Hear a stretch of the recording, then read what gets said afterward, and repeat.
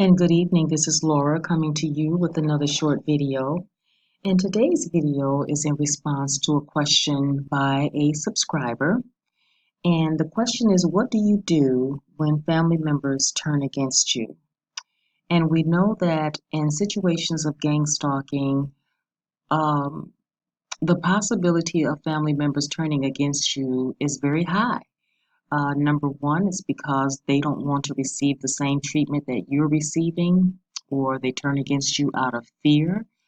And so, what do you do when family members turn against you? And so, if you're like me, I was raised to never turn your back on family, to never give up on family. But unfortunately, in today's world, it's become the norm. Family turning against family, family going against family, family turning their backs on each other. And so the question is, what do you do when they choose to go to the other side? And my answer to that today is rejoice. And I know you're saying, what? What did she just say? Did she say rejoice? Yes, you heard me correctly. I said rejoice. You rejoice and you do nothing. You let them go. If family members who should know you very well decide to fall in line uh, with those who oppose you, if they decide to believe the propaganda against you, then you do nothing. You let them go. My friend, you have to ask yourself two important questions before you go um, chasing after someone, even if it is a family member. The first question is, what good will it do you to waste your time trying to prove yourself to someone who is determined to misunderstand you? And question number two is, what good will it do you to try to hold on to someone who has made a decision to leave your life? And there's a possibility that they were never meant to be a part of your life anyway. And that's sad to say about family. But sometimes some family members are not meant to be a part of your life, um, to be a part of your inner circle, to take part in the private matters of your life. And so you have to ask yourself that question. And I know that when it comes to letting a family member go, I know that it hurts. And it hurts when people that you love, when they turn against you, because you know, we rewind the tapes and we think about, wow, I think about all the times that I sacrificed my time, my resources. I sacrificed myself. I gave my all, my everything to my family. We broke bread together. We lived in the same household together. We shared secrets. We shared so much. You know, um, I helped them in so many ways. Yet they've decided to raise their heel against me. But what can you do about it? As they say, it's no sense in crying over spilled milk. So if someone is bent on leaving your life, then you open the door and you let them walk away. And then you close the door behind them and you don't look back. You let them go. When family members turn against us and they reject us, oh my goodness, it can feel like the rug is being snatched from under you. You never saw this coming. You're totally blindsided by it. And you go through periods of confusion, like you scratch your head, what did I do? What happened? I didn't even see this coming. You feel frustrated. You experience great sadness. That's the worst thing, to have to let go of a family member, because you think about all the good times that you shared, and you have a history together, but now you have to walk away from all of that. You have to let it go. And it's not really you walking away because they made the choice to walk away. Um, but it hurts. And we have to be careful because this sadness can turn into anger, and then anger can turn into bitterness.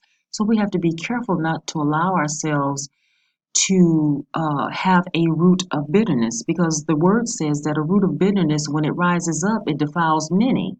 So those who are deciding to love and stick by you, they will be defiled by the bitterness that you present to the world. Because a person that's filled with bitterness, they don't have to open their mouths, really. They can walk into a room and you can tell by their demeanor that this person that there's something about this person, they have a root of bitterness. And then, oh my goodness, don't allow them to open their mouths and start talking.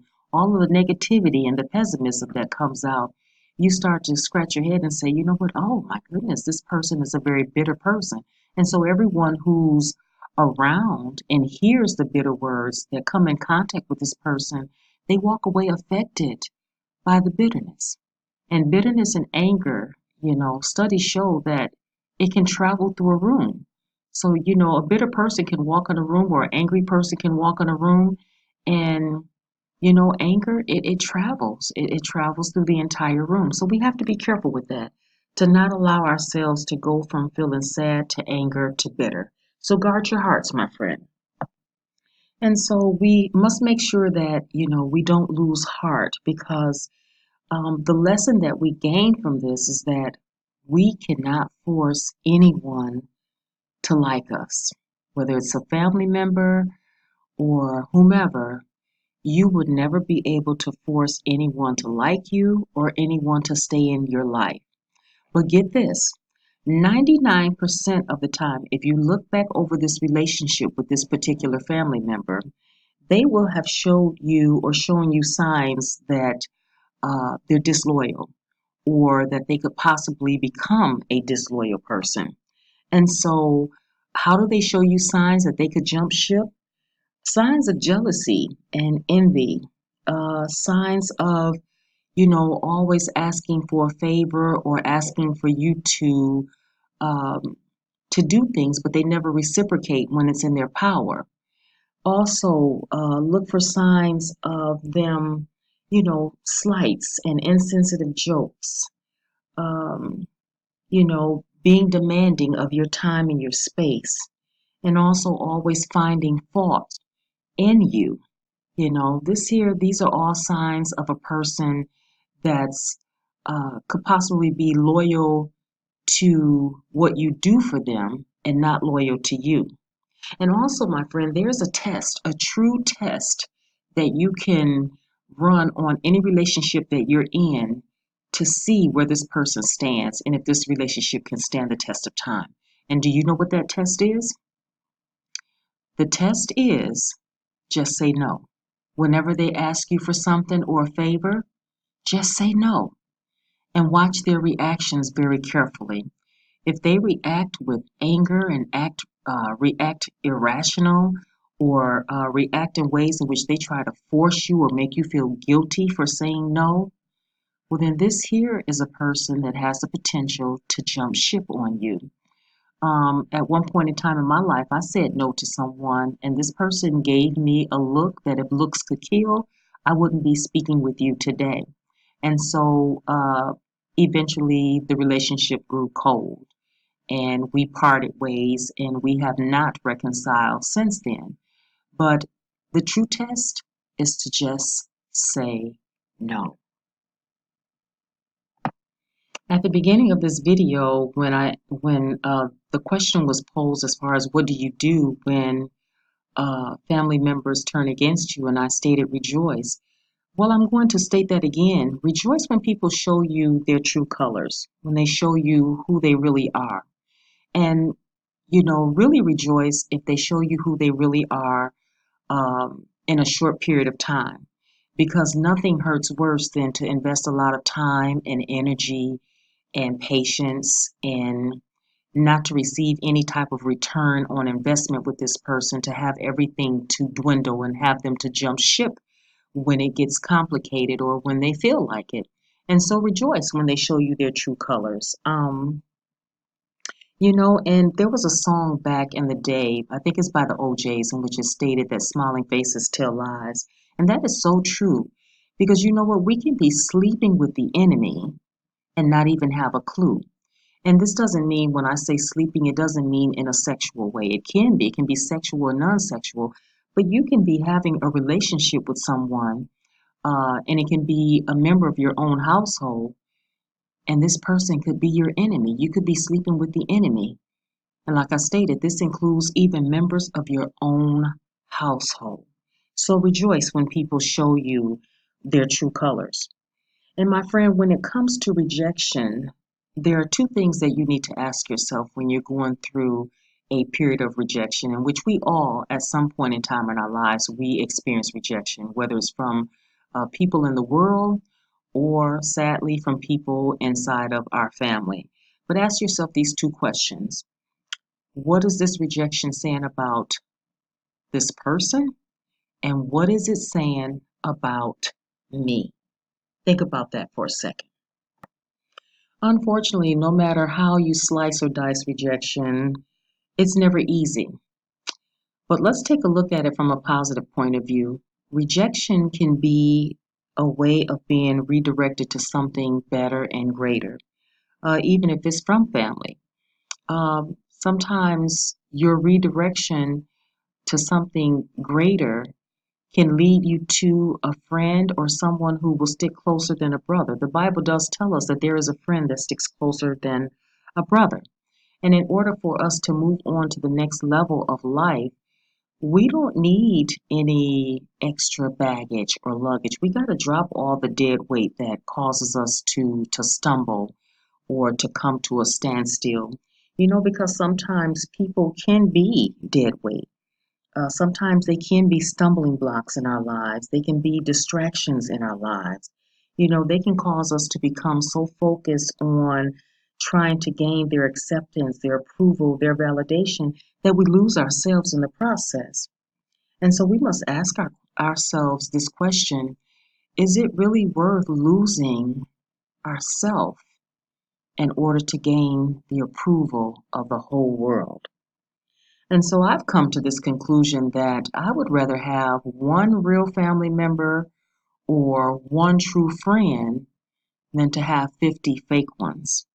Because you know what? Numbers don't mean loyalty. And I'm going to say that again. Numbers don't mean loyalty. You can have 1,000 people applauding you, propping you up, telling you how great you are, but it doesn't mean that they're loyal to you. It could mean that they're loyal to something that they want from you or something that you are doing for them. T.D. Jakes once said that don't get so puffed up and everything on their applauding of you, their accolades of you, because if you do, you will die when they turn against you. And remember, in the Bible, at one point, they were applauding and praising the Lord our Savior, but then in the next breath, those same people were saying, "Crucify him." And so we have to be careful not to get so stuck on, the need for validation, saying, pick me, notice me, look at me, be friends with me, that we lose ourselves in the process.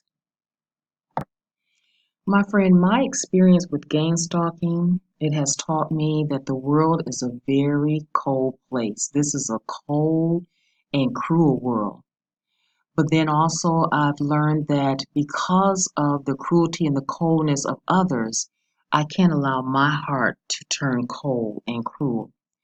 And so in order to deal with the rejection of others, especially the rejection of family members, we have to do what the word tells us to do. So, what does the word say?